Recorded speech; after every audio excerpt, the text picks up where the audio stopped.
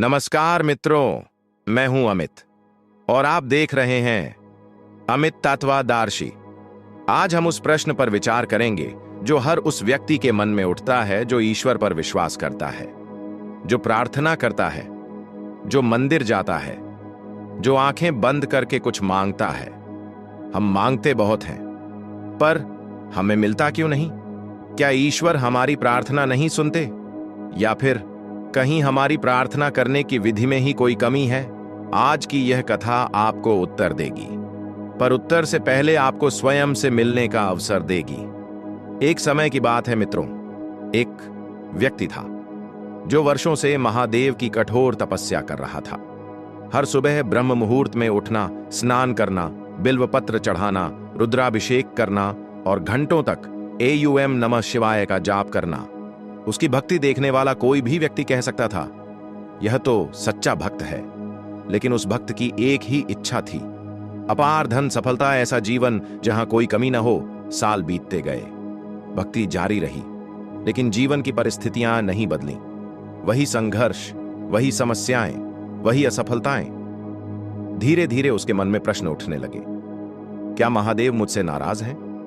क्या मेरी भक्ति अधूरी है, या फिर ईश्वर सिर्फ कुछ लोगों की ही सुनते हैं? एक दिन अत्यंत हताश होकर वह व्यक्ति जंगल की ओर निकल पड़ा।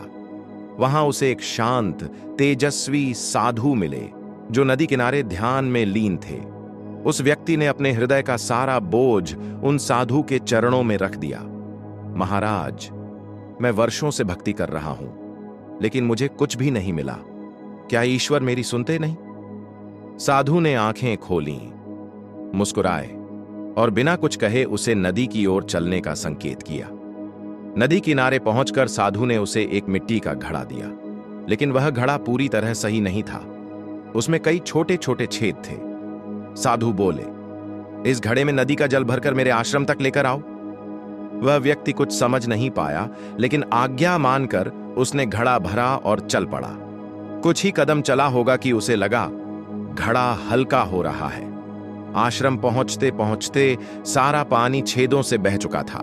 उसने फिर कोशिश की, फिर और फिर, लेकिन हर बार परिणाम वही। अंत में वह थक कर बोला, महाराज, इस टूटे घड़े में पानी रुकना असंभव है। मित्रों, अगर यह कथा आपके हृदय को छू रही है तो एक लाइक जरूर करें, क्योंकि कभी कभी एक कथा किसी के पूरे जीवन की दिशा बदल देती है। साधु ने गहरी करुणा से कहा, वत्स, तुम्हारी भक्ति भी इसी घड़े की तरह है। तुम मांग तो बहुत रहे हो, लेकिन तुम्हारा मन इन छेदों से भरा हुआ है। संदेह का छेद, लोभ का छेद, अहंकार का छेद, दूसरों से तुलना का छेद। ईश्वर की कृपा तुम्हारे हृदय में आती तो है, लेकिन इन छेदों से बाहर निकल जाती है। वह व्यक्ति स्तब्ध रह गया। अब मित्रों, इसे तत्व के स्तर पर समझिए। हम अक्सर ईश्वर से सौदा करते हैं, अगर आप ये दे दो तो मैं ये करूंगा, लेकिन ईश्वर से रिश्ता नहीं जोड़ते। जहां सौदा होता है वहां शर्तें होती हैं, जहां रिश्ता होता है वहां समर्पण होता है। दूसरा और सबसे गहरा सत्य है पात्रता। क्या हम उस चीज के योग्य बने हैं जो हम मांग रहे हैं? अगर धन मांगते हैं तो क्या संयम है? अगर सफलता मांगते हैं तो क्या धैर्य है? अगर शांति मांगते हैं तो क्या अहंकार छोड़ा है? याद रखिए, ईश्वर हमें वह नहीं देते जो हम चाहते हैं, बल्कि वह देते हैं जिसकी हमें आवश्यकता है और जिसके हम योग्य हैं। अब प्रश्न उठता है, छेद बंद कैसे करें? संदेह की जगह विश्वास, लोभ की जगह कृतज्ञता, अहंकार की जगह नम्रता, अपेक्षा की जगह समर्पण।